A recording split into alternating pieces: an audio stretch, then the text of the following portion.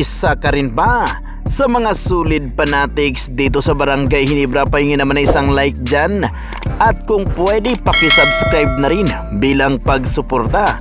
Maraming salamat. Tutuluyan na daw itong si Stephen Holt, 83 na ng Barangay Ginebra.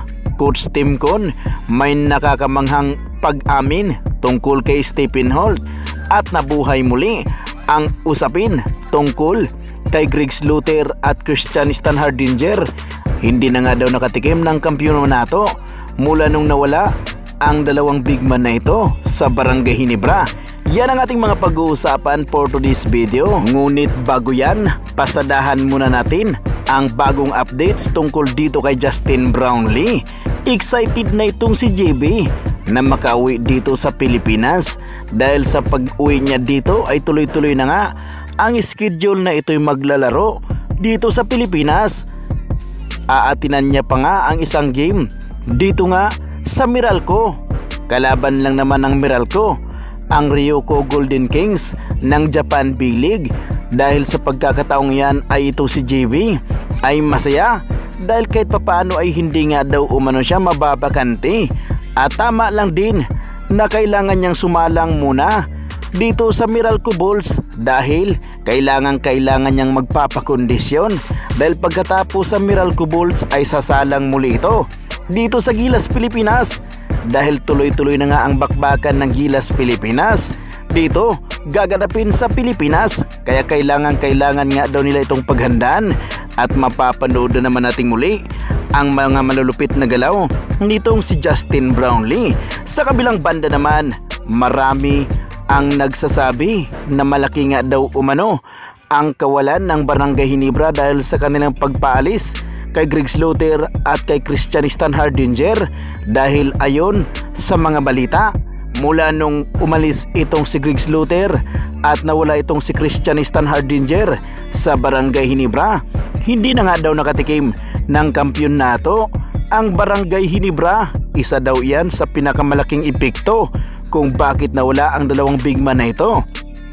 Sinisi ng tudo ng Ginebra fans ang Ginebra management. Dapat hindi nga daw nila hinayaan na mawala ang dalawang big man na ito, kung saan ay ito lang naman ang kanilang inaasahan talaga. Dahil sa ngayon ay talagang isa ito sa pinakamalaking sampal nga daw. Sinisi at galit na nga ang fans ng Barangay Ginebra. Marami ding nananawagan na ibalik na lang si Greg Slaughter o itong si Christian Standhardinger sa Barangay Ginebra. Well, para sa akin mga idol, tama ang Ginebra fans. Talagang napakalaki ang epekto sa pagkawala ni Christian Standhardinger at Greg Slaughter. Dahil mula nung umalis ang mga ito, isa rin ang napapansin ko, hindi na nakapagkampiyon ang Ginebra. Malakas although dahil makapasok sa finals, semifinals at talagang sa finals talaga. Ngunit hanggang doon na lamang sila at hindi nila makuha-kuha ang kampiyonato dahil lagi silang kinakapos. Pagdating kasi sa big man ay kulilat ang Barangay Ginebra. Kaya isa rin sa mga pananawagan ko na kung pwedeng ibalik itong si Christian Standhardinger ay sana magawan ng paraan, o kaya naman itong si Greg Slaughter magagamit ng gusto ang mga ito. Minsan na kasing pinatunayan ni Greg Slaughter at Christian Standhardinger na sila ay may malaking maiambag sa Barangay Ginebra. Dahil pinag-champion ni Greg Slaughter ang Barangay Ginebra, pinag-champion din ni Christian Standhardinger ang Barangay Ginebra. Sa isang madaling salita, sila ay danas na at talagang mayroon na silang pinatunayan sa Barangay Ginebra. Samantalang nakakagulat ang pinakabagong report. Marami ang nagsasabi na na-trade na nga daw itong si Stephen Holt dito sa Barangay Ginebra. Well mga idol, nitong conference na ito ay hindi nga ganon kaganda ang ipinakita nitong si Stephen Holt. Hindi nga ganon ka-consistent ang kanya ipinakita bawat laban mga idol. Although nung elimination round pa lang ay maganda ang kanyang performance. Sa katunayan nung quarterfinals ay itong si Stephen Holt nga ang hero dahil sa kanyang buzzer beater, kaya sila nakapasok sa semifinals. Maganda ang kanyang nilalaro sa elimination round, pero pagdating sa semifinals, kalaban nila ang San Miguel mga idol, hindi na ganun kaganda ang kanyang ipinakita. talagang mapapasabi ka na lang na pangit talaga. Masyado itong maluwag pagdating sa depensa. Alam naman natin na ibang klase dumipinsa itong si Stephen Holt. Kaya marami ang nagsasabi na dapat pakawalan na daw ito. Dapat ititrade na at may nagsasabi pa nga na natrade na nga daw.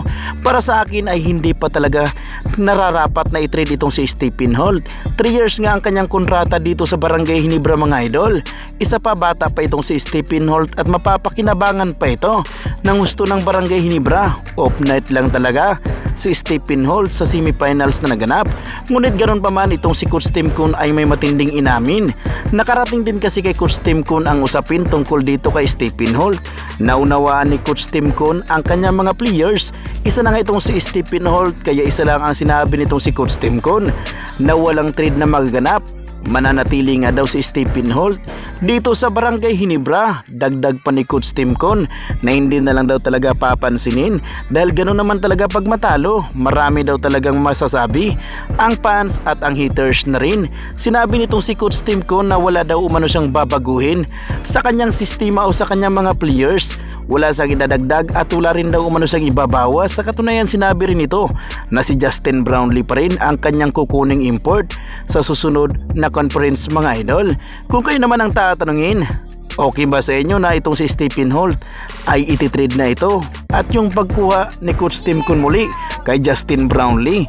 Well, malaya kayo magkomento sa baba at ating pag-uusapan ang lahat ng yan.